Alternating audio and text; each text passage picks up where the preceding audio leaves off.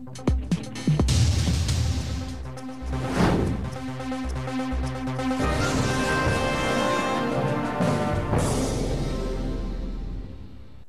हिंद। दो टूक में आपका स्वागत है। ठीक 11 महीने पहले हमने पिछली 30 अप्रैल 2011 में दो टूक कार्यक्रम में, इसी कार्यक्रम में जिसमें मैं आपसे बात कर रहा हूं, कोयला घोटाले का पर्दाफाश किया था। उस वक्त न सीएजी रिपोर्ट आई थी, न ही किसी ने यह सोचा था कि इतना बड़ा घोटाला हो भी सकता है। हम आपको बता दें कि चौथी दुनिया अखबार ने इस घोटाले का पर्दाफाश 1 मई 2011 के अंक में ही कर दिया था, लेकिन उस वक्त इस घोटाले पर किसी ने विश्वास नहीं किया। जिन्हें विश्वास भी हुआ तो आधा अधूरा। हमने आपको अप्रैल 2011 में जो बातें कही उस पर आज भी हम अडिग हैं। हमने उस वक्त भी कहा था कि यह कोयला घोटाला कम से कम 26 लाख करोड़ रुपए का है, और आज भी हम यही कह रहे हैं कि यह कोयला घोटाला इतिहास का सबसे बड़ा घोटाला है। और जो सीएजी की रिपोर्ट लीक हुई है उसमें घोटाले की रकम कम बताई गई है, क्योंकि यह घोटाला 10,70,000 करोड़ रुपए से कहीं ज्यादा 26 लाख करोड़ रुपए का है। मजेदार बात यह है कि इस घोटाले के बारे में सभी पार्टियों को पहले से पता था, लेकिन फिर भी वो खामोश रहीं। जब एक अंग्रेजी अखबार के हाथ सीएजी की प्राथमिक ड्राफ्ट रिपोर्ट लगी और उसे प्रकाशित कर दिया गया तो इस मामले ने तूल पकड़ा और संसद में शोर शराबा शुरू हो गया। लेकिन मीडिया अब भी कंफ्यूजन में है, तय नहीं कर पा रही है कि घोटाला ये है भी या नहीं है, और अगर घोटाला है तो फिर कितने रुपए का है। आपको हम दिखाते हैं इतिहास के सबसे बड़े घोटाले की हकीकत, क्योंकि सीएजी जब अपनी रिपोर्ट देगी हमें पूरा विश्वास है कि 26 लाख करोड़ रुपए या शायद उससे ज्यादा की रकम वो अपनी रिपोर्ट में बताएगी, जिसका घोटाला हुआ है और जिसमें बहुत बड़े बड़े लोग शामिल हैं। यह बात है 2006-2007 की, जब शिबू सोरेन जेल में थे और सरकार तेजी से कोयला खदानों को मुफ्त बांटने लगी थी। सबसे बड़ी बात यह है कि ये कोयले की खानें सिर्फ 100 रुपये प्रति टन की खनिज रॉयल्टी के एवज में बांट दी गई। मतलब यह है कि पहले मुफ्त में खदानें दी गई, फिर इन खदानों से कोयला निकालने के बाद 100 रुपये के रेट से सरकार को पैसे मिलने का प्रावधान बनाया गया। ऐसा तब किया गया जब कोयले का बाजार मूल्य 1800 से 2000 रुपये प्रति टन के ऊपर था। जब संसद में इस बात को लेकर कुछ सांसदों ने हंगामा किया, तब शर्मसार होकर सरकार ने कहा कि माइंस और mineral development and regulation act 1957 में संशोधन किया जाएगा और तब तक कोई भी कोयला खदान आवंटित नहीं किया जाएगा। 2006 में ये बिल राज्यसभा में पेश किया गया और यह माना गया कि जब तक दोनों सदन इसे मंजूरी नहीं देते और यह बिल पास नहीं हो जाता, तब तक कोई भी कोयला खदान आवंटित नहीं की जाएगी। लेकिन यह विधेयक 4 साल तक लोकसभा में जानबूझकर लंबित रखा गया और 2010 में ये कानून में तब्दील हो पाया। इस दौरान देश के सबसे बड़े घोटाले को अंजाम दिया गया। संसद में किए गए वादे से सरकार मुकर गई और कोयला खदान बांटने का गोरख धंधा चलता रहा। असल में इस विधेयक को लंबित रखने की राजनीति बहुत गहरी थी।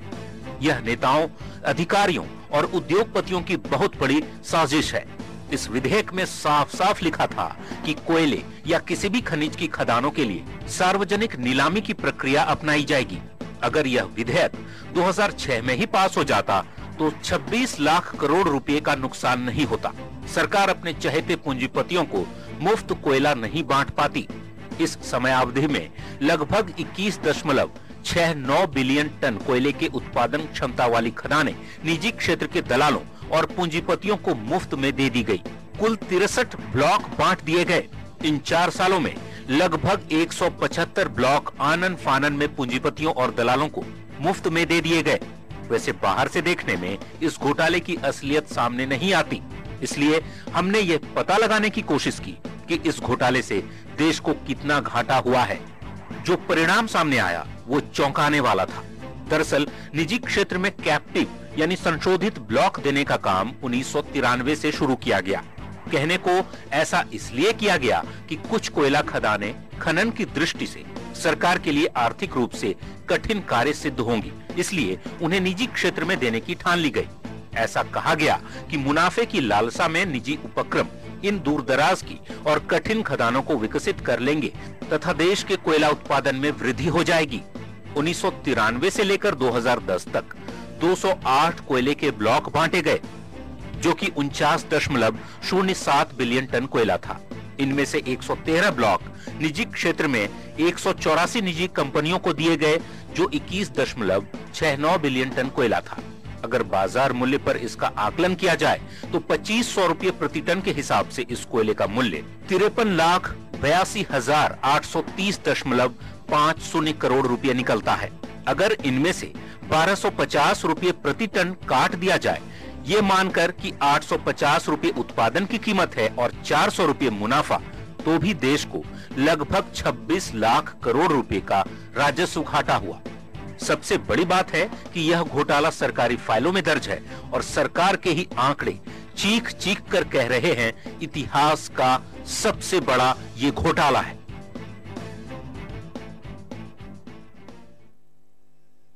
अगर 2G स्पेक्ट्रम घोटाला देश के सभी घोटालों की मां है, तो जिस घोटाले की कहानी हम आपको बता रहे हैं और जिसका पर्दाफाश दो टूक ने और चौथी दुनिया अखबार ने किया था, वो देश में हुए अब तक के सभी घोटालों का पितामह है। देश में कोयला आवंटन के नाम पर करीब 26 लाख करोड़ रुपए की लूट हुई है। ये कोयला घोटाला इसी को कहते हैं। कोयले को काला सोना कहा जाता है, काला हीरा कहा जाता है, लेकिन सरकार ने इस हीरे का बंदर बाट कर डाला और अपने प्रिय चहेते पूंजीपतियों और दलालों को मुफ्त में दे दिया। एक जरूरी बात समझने की है कि देश में कोल माइनिंग को लेकर सरकार का रवैया कैसा रहा। 1973 में तत्कालीन प्रधानमंत्री स्वर्गीय इंदिरा गांधी ने दूरदर्शिता दिखाते हुए देश में कोल माइनिंग को निजी क्षेत्र से निकाल लिया और उनके एकाधिकार को तोड़कर सरकार के अधीन कर लिया, मतलब इसका राष्ट्रीयकरण कर दिया। शायद इसी कारण देश में कोयले का उत्पादन दिनों दिन बढ़ता गया। आज ये 70 मिलियन मैट्रिक टन से बढ़कर 2009 में लगभग 493 यानी 493 मिलियन मैट्रिक टन हो गया। सरकार द्वारा कोल माइनिंग का एकाधिकार कोल इंडिया लिमिटेड को दे दिया गया। इस कारण अब कोयला नोटिफाइड रेट पर उपलब्ध है, जिससे कोयले की कालाबाजारी पर बहुत हद तक नियंत्रण पा लिया गया है। लेकिन कैप्टिव ब्लॉक के नाम पर कोयले को निजी क्षेत्र के लिए खोलने की सरकारी नीति से इसे बहुत बड़ा धक्का पहुंचा है और यह काम यूपीए सरकार की अगुवाई में हुआ है। एक ब्रेक लेते हैं और ब्रेक के बाद आपको दिखाएंगे इतिहास की सबसे बड़ी लूट का एक और सच। बस थोड़ा सा इंतजार, हम अभी वापस लौटते हैं।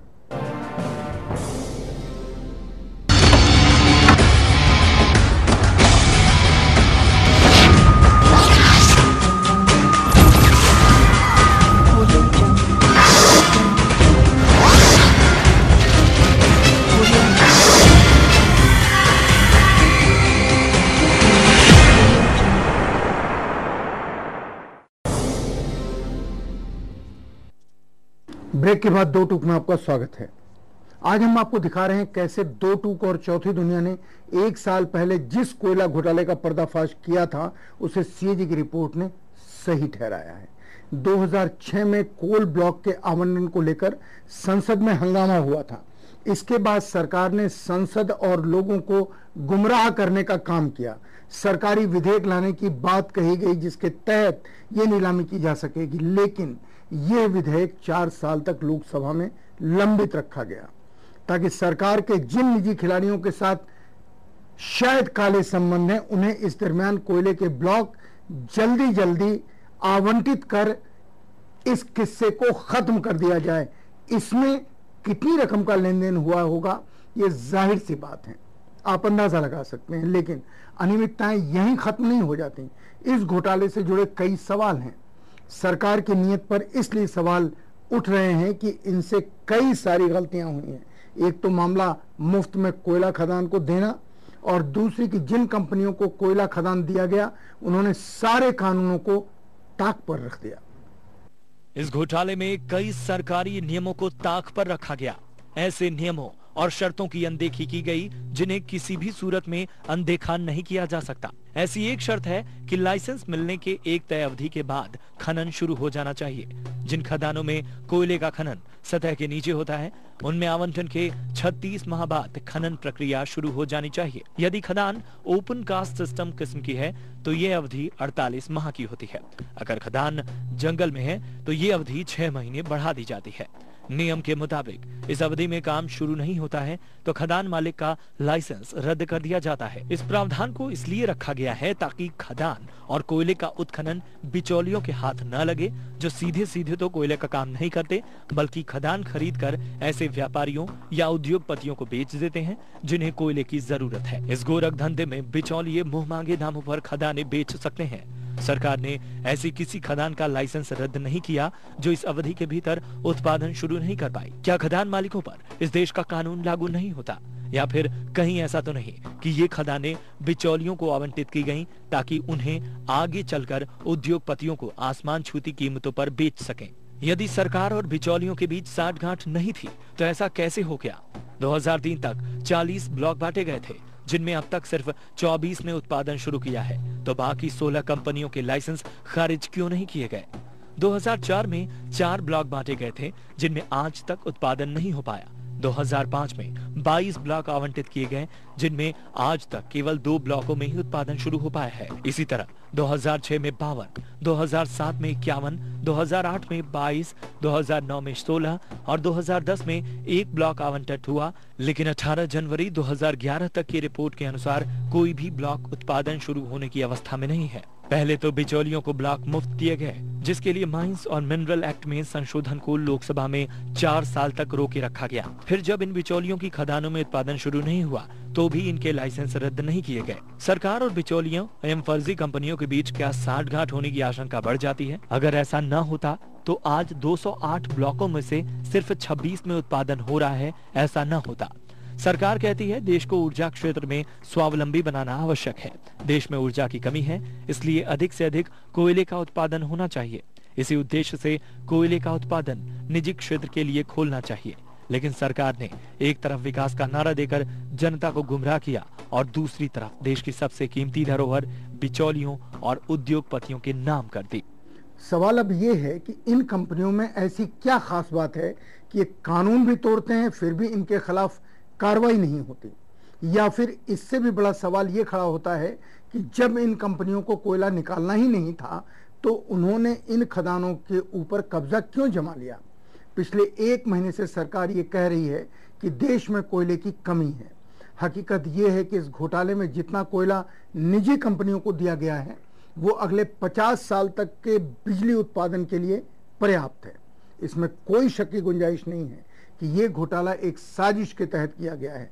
इस घोटाले को अधिकारी, नेता और पूंजीपतियों की साठगांठ के जरिए अंजाम दिया गया है, जिसमें देश का कोयला मुफ्त में बांट दिया गया।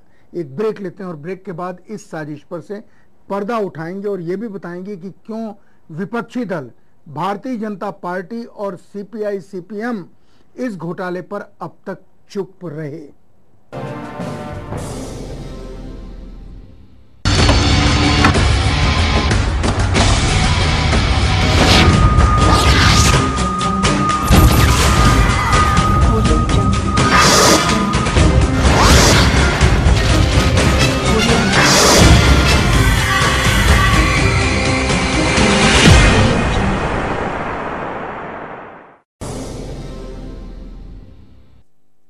ब्रेक के बाद 2 टूक में आपका स्वागत है।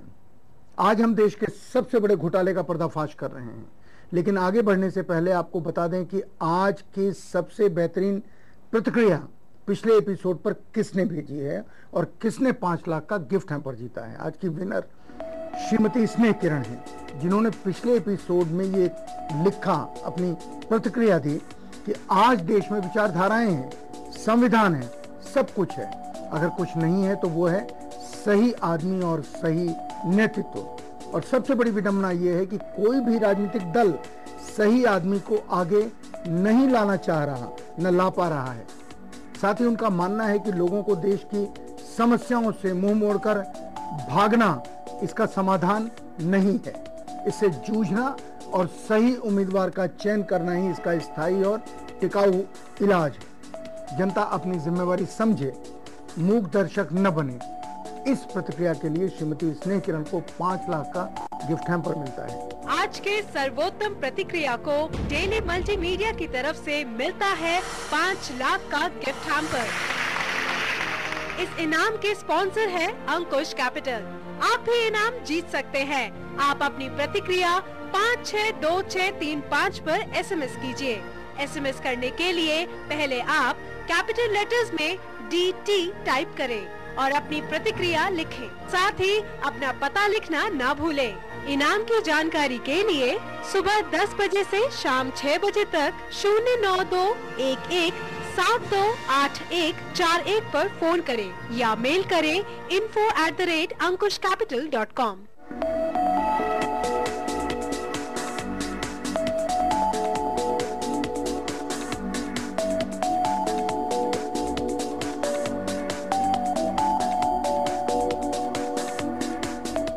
आज हम बात कर रहे हैं कोयला घोटाले की, जो अब तक का सबसे बड़ा घोटाला है। 26 लाख करोड़ रुपए का घोटाला। देश की खनिज संपदा, जिस पर 120 करोड़ भारतीयों का समान अधिकार है, उस संपदा को इस सरकार ने मुफ्त में अनैतिक कारणों से प्रेरित होकर बांट दिया।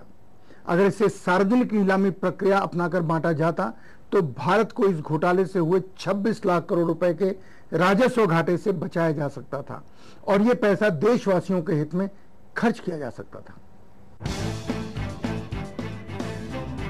महाराष्ट्र के माइनिंग डेवलपमेंट कॉरपोरेशन ने भी इस प्रक्रिया के चलते कोल इंडिया से कुछ ब्लॉक मुफ्त ले लिए। ये ब्लॉक थे अगरझरी, बरोरा, मार्की, जामनी, अदकुली और गोरे पेलम आदि। बाद में कॉरपोरेशन ने उक्त ब्लॉक निजी खिलाड़ियों को बेच दिए, जिससे उसे 750 करोड़ रुपए का फायदा हुआ। यह भी एक तरीका था जिससे सरकार इन ब्लॉकों को बेच सकती थी, लेकिन ब्लॉकों को तो मुफ्त ही बांट डाला गया। ऐसा भी नहीं है कि बिचौलियों के होने का सिर्फ कयास लगाया जा रहा है, बल्कि महाराष्ट्र की एक कंपनी जिसका कोयले से दूर दूर तक लेना देना नहीं था, ने कोयले के एक आवंटित ब्लॉक को 500 करोड़ रुपए में बेचकर अंधा मुनाफा कमाया। मतलब ये कि सरकार ने कोयले और खदानों को दलाल पथ बना दिया, जहां पर खदानें शेयर बन गई, जिनकी खरीद फरोख्त चलती रही और जनता की धरोहर का चीरहरण होता रहा। अगर इस साल के बजट को भी देखा जाए तो सामाजिक क्षेत्र को 1,60,000 करोड़ रुपए आवंटित हुए। मूल ढांचे यानी इंफ्रास्ट्रक्चर को 2,14,000 करोड़, रक्षा मंत्रालय को 1,64,000 करोड़ रुपए आवंटित किए गए। भारत का वित्तीय घाटा लगभग 4,12,000 करोड़ रुपए का है। टैक्स से होने वाली आमद 9,32,000 करोड़ रुपए है। 2011-12 के लिए कुल सरकारी खर्च 12,57,729 करोड़ रुपए है। अकेले यह कोयला घोटाला 26 लाख करोड़ रुपए का है। मतलब ये कि 2011-12 में सरकार ने जितना खर्च देश के सभी क्षेत्रों के लिए नियत किया है, उसका लगभग 2 गुना पैसा अकेले मुनाफाखोरों, दलालों और उद्योगपतियों को खैरात में दे दिया गया। मतलब यह कि आम जनता की 3 साल की कमाई पर लगा टैक्स अकेले इस घोटाले ने निगल लिया। मतलब यह है कि इतने पैसों में हमारे देश की रक्षा व्यवस्था को आगामी 25 साल तक के लिए सुसज्जित किया जा सकता था। मतलब ये कि देश के मूल ढांचे को 1 साल में ही चाक चौबंद किया जा सकता था। सबसे बड़ी बात ये कि वैश्विक मंदी से उबरते समय हमारे देश का सारा कर्ज चुकाया जा सकता था। विदेशी बैंकों में रखा काला धन आजकल देश का सिरदर्द बना हुआ है। बाहर देशों से अपना धन लाने के पहले इस कोयले घोटाले का धन वापस जनता के पास कैसे आएगा? हम बड़े दर्द और अफसोस के साथ इस घोटाले के बारे में आपसे बात कर रहे थे, इसलिए क्योंकि इस घोटाले की जांच हो, ये हमारा मकसद नहीं है। हमारा मकसद है आप ये समझें, और हमारा निवेदन है कि सरकार भी समझे और राजनीतिक दलों के लोग भी समझें कि वो अगर नहीं चेतते हैं और सही ढंग से व्यवहार नहीं करते हैं, देश को भ्रष्टाचार मुक्त नहीं करते हैं, तो थोड़े दिनों में ऐसा वक्त आएगा कि लोग राजनीति में काम करने वाले लोगों को, सभी लोगों को एक तरह का दलाल समझने लगेंगे। इनके खिलाफ खड़े हो जाएंगे। 26 लाख करोड़ की रकम कितनी होती है इसका अंदाजा लोग नहीं लगा पा रहे हैं। मैं उन्हें यह भी नहीं बता पा रहा हूं कि कितने प्राइमरी स्कूल, कितने ट्यूबवेल, सिंचाई के कितने साधन, पीने के पानी का कितना साधन, कितने राज्य, कितने गांव के लिए इस 26 करोड़ रुपए, 26 लाख करोड़ रुपए से बनाया जा सकता था। मेरे पास बतलाने के लिए शब्द नहीं है, शायद समझने के लिए आपके कान भी तैयार नहीं है। इसलिए अनुरोध उन विपक्षी दलों से है जो सरकार के ऊपर हमेशा उंगली उठाते हैं, और अनुरोध प्रधानमंत्री मनमोहन सिंह जी से भी है कि आपकी छवि ईमानदार प्रधानमंत्री की छवि है। अब आपसे लोग अपेक्षा करते हैं कि आप अपनी ही सरकार में हुए घोटालों के खिलाफ सर ऊंचा करके खड़े हो जाएं और कहें कि अब मैं ऐसी किसी स्थिति को सहन करने वाला नहीं हूं। यही देश के लोग चाहते हैं। और अगर राजनीतिक दल, जिन्हें हम विपक्षी दल कहते हैं, अगर सवाल नहीं उठाते हैं और घोटालों की जानकारी देने के बावजूद, क्योंकि हमने उनको जानकारी साल भर पहले दी थी, वो खामोश रहते हैं, तो कोई कारण नहीं है कि हम ये न माने कि इनका भी हाथ है और इनकी आवाज को बंद करने के लिए, इन्हें चुप रखने के लिए उन कंपनियों ने जिन्होंने सरकार को धोखा दे करके कोयला घोटाला किया, उन्होंने विपक्षी दलों को मुंह बंद रखने के लिए भी पैसा दिया होगा। अगर ऐसा नहीं होता तो 26 लाख करोड़ का घोटाला हुआ नहीं होता। और सीएजी की शुरुआती जांच के बाद अंग्रेजी अखबार ने जब घोटाले का पर्दाफाश किया तो दिखाने के लिए संसद में जलजला ना आया होता। जलजला तो आ रहा है, लोगों के मन में आ रहा है, इस देश के आम आदमी के मन में आ रहा है, उन सब लोगों के मन में आ रहा है जो इस राजनीतिक दायरे से बाहर इस देश के इंसान हैं, जो और इस मुल्क से प्यार करते हैं, मोहब्बत करते हैं, मुल्क के लिए जीना चाहते हैं, मुल्क के लिए मरना चाहते हैं। मैं राजनीतिज्ञों को सिर्फ एक बात बता दूं, अगर इतना बड़ा घोटाला हमारे पड़ोसी देश पाकिस्तान में हुआ होता तो वहां अब तक क्या हो चुका होता, जरा अंदाजा कीजिए। हम जो कहते हैं सच कहते हैं, दो टूक कहते हैं। जय हिंद। कैसा लगा आपको हमारा ये कार्यक्रम? आप अपनी राय दे सकते हैं feedback.dotook@gmail.com पर।